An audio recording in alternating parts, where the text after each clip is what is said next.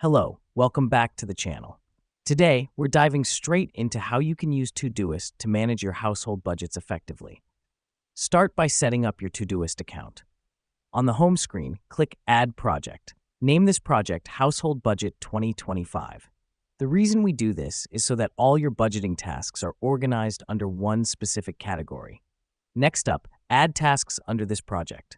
Click Add Task and start naming your tasks as different categories of your budget. For example, groceries, utilities, rent, and so forth. These tasks are your budget categories. This helps us because it allows you to visualize and organize your spending. Now comes the key part. For each task, click Add Comment and input the amount you want to allocate for each category. Let me explain why this matters.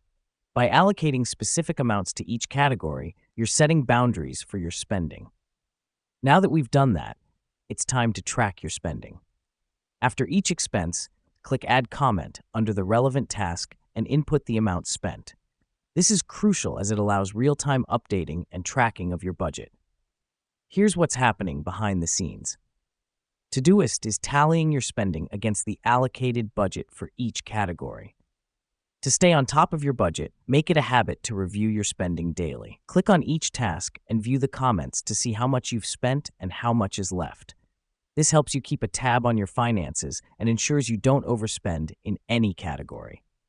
That's it, folks. With these simple steps, Todoist transforms into a powerful tool to handle your household budget, manage your finances efficiently, and stay on top of your game.